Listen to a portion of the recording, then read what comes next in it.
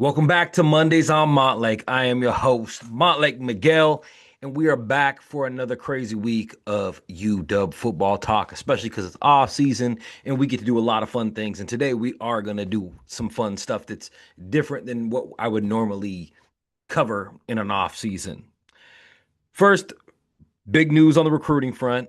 Tavita Nonu, the 6'4", 280-pound defensive lineman from O'Day, committed last week, literally the day after we recorded, me and Kevin recorded this show last week.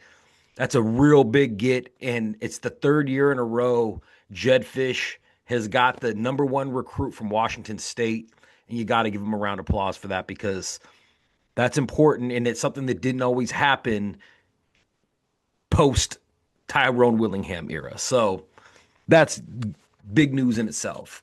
So on today's show, I decided I wanted to flip it up a bit. I feel like all the other Husky podcasts are talking about the similar stuff, and I'm not as tapped into the recruiting world as some of these other folks. So I wanted to shift the focus. And what I wanted to do was talk about the talent that's here and how it's going to make next year different. And I want to do that by looking back at some of the games from last season, and especially against big time opponents, and see how a few plays this way or the other would have changed the outlook of our season in those games, and how the players that we have in on this 2026 roster may have played a big role in some of those games turning out differently. So I think there's going to be three games that I'm going to look at specifically to start, and that's going to be Michigan, Ohio State, and Oregon. All those games had some stuff that was very much in common, and then you saw, UW close late in the game, and then those teams pull away, and they ended up being 2-3 score victories. So today we're going to start with the Michigan game, and I think the Michigan game was big for showing specifically what our lack of depth was. A lot of people were out there saying that they thought Michigan beat us up and all that kind of stuff, and that's not what actually happened. Michigan didn't show a deficit in talent on the Washington roster. What it did expose more than anything was a deficit in depth, and that Jedd Fisch is still in the midst, or was still in the midst of building a Big Ten roster. So that's kind of what I realized when I watched, and I think, when you're watching this game, I feel like you could take like 6 or 7 plays or instances or themes that were really game swaying plays or drives or penalties that cost UW that game. And there are things that I do not think are going to happen this year because of the kind of talent and experience that we have, even with guys that are the same guys that are coming back, but also with the new guys we're bringing in, that would have changed the outlook of that game. So, quick context. Before halftime of this game, or at halftime of this game, the game was tied 7-7. UW had 187 total yards. They were 4 of 7 on third downs. Michigan had 220 yards and was 1 of 5 on third downs. And Washington was doing this without Carver Willis and without John Mills. So you had Maximus McCree and Paki Finau starting at those positions. And we're still tied at halftime. So the first play that I'm going to show you guys that I think was a huge, it was a huge step that put us behind the 8 ball in that game, and that was Grady Gross's miss from inside of 40 yards. It's a closer than a 40-yard field goal. A 36-yard field goal. That should be a chip shot for Grady Gross, and he misses it. At that point, it makes the score 0-0. The next drive, they come down, they score a touchdown. That's a big problem. Grady Gross was great for the Washington Huskies. Last year, he struggled in a lot of these games. And some of these kicks that he missed were daggers into the hearts of Husky Nation because they cost us, maybe not cost us the game, but cost us the momentum in the game. What UW's done since then is we brought in Tyler Robles from Texas State. Um, Quick take on him is he had 116 points last year. To put that in perspective, Grady Gross had 89. He hit 91% of his field goals last year. Grady Gross was at 76%. That's a big upgrade as far as the what he did on the field last season compared to what we had here. And I think that shoring up that kicking game is going to be one of the first things to buttoning up the small things that we need to do to win, especially on the road in a place like the Big House. All right. The second big problem that we saw, especially early on in the game, was Underwood was way too comfortable. He came out 10 of 13, 100 plus yards and a touchdown, and this is like in the first quarter.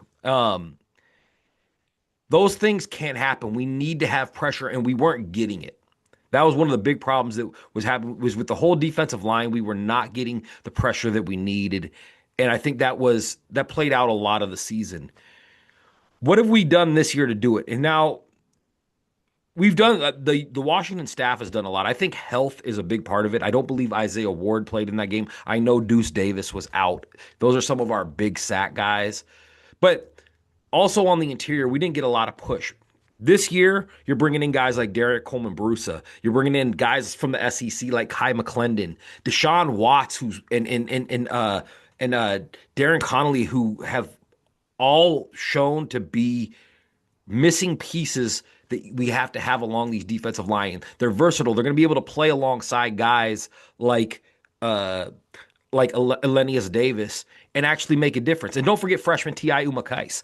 Those are guys that they're going to plug those guys in. And as we saw during the spring, guys like Deshaun Watts, they were bringing pressure from the inside all of spring. And so you do that and then add guys like Kai McClendon, who's not on campus yet, and then a guy like J.D. Hill, who's going to play a little inside, a little outside. You have a lot more talent, especially rushing the passer there. And it's not proven, so you can't say it's going to change, but those are things that I would like to see if done different and maybe would have made a difference with a guy like Underwood, who's athletic but was still pretty young at that point, having such a good game. All right. The third one is something that I think it wasn't just in this game. It hasn't been just this season. It's something we've seen under Jedd Fisch that has become kind of a little bit of a problem. And that's the lack of discipline, specifically when it comes to penalties. Washington in the second quarter has a drive that's down to the Michigan 38-yard line. So you're in enemy territory, and they were there a lot during that game. On the first play from scrimmage, it's 1st and 10 from the 38. Decker DeGraff jumps off sides. Now it's 1st and 15. We have two more plays. We get down to about a 3rd and 9. Drew Azzopardi jumps off sides. We're back at 3rd and 15 again, and we end up not getting the first down. They throw a screen. It gets swallowed up quickly, and we end up having to punt. Penalties like this and jumping off sides is something that we saw along the offensive line and the whole offense as a whole. It was something that killed a lot of drives all year last year. What my hope is that's different this year than last year. Like if we were to take this 26 roster and bring them into the Big House last season, shoot them to 2025 and have them play, is having guys like John Mills and Landen Hatchett and Drew Azzopardi, even though Champ and Kodi Greene are new starters, Champ's got another year under his belt. And Kodi Greene is a 5-star. The kid is not a joke, and he doesn't make any mistakes. He's like Iceman. Gets you bored, frustrated, you do something stupid, and he got you. And so I'm hoping that because of the more cohesiveness that we have amongst the offensive line, they've been together the whole spring, and the experience, because they're another year in, and they have these experiences under their belt, that it's going to allow them to clean that up. Do I think that specific play might have changed the whole face of the game? No, but it was huge in that game, and I think this new roster might do that different. Play 4 is actually halftime, and it was what might have been the biggest change in the game, and I think is the biggest problem that we saw with the Washington offense or the Washington team last year. Maximus McCree doesn't answer the bell in the second quarter or in the third quarter. He doesn't come out after halftime, and Swanee Solo has to step in. At this point, the game was tied 7-7. Washington had been statistically competitive. The offense was functioning. It forces Swanee Solo in. You start seeing the protection deteriorate, and the offense becomes really one dimensional.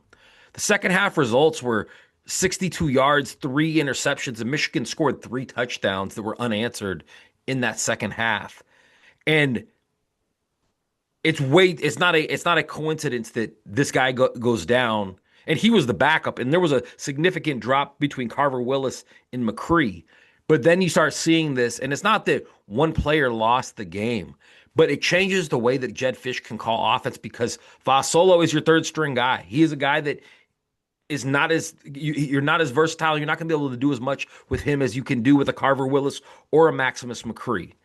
This year is so much different because we have our starters with Greene, Mills, Landen, Champ, and Azzo, but then you have Gary and Hatchett who can literally back up anybody on the interior. He can snap the ball, he can play both guard spots, and he can play at a starting quality level.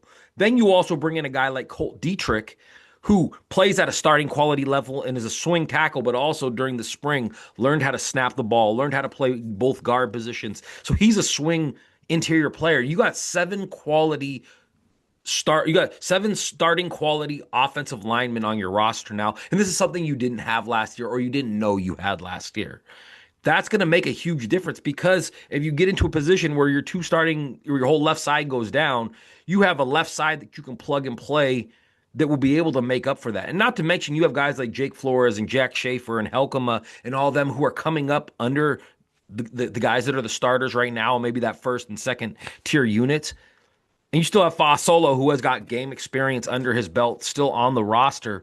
You have a lot of these guys that have game experience and that are up and coming guys that are sitting at offensive linemen 8, 9, 10, 11, which makes you feel better because those guys were thrust into starting positions. They were number 6 last year. You know what I'm saying?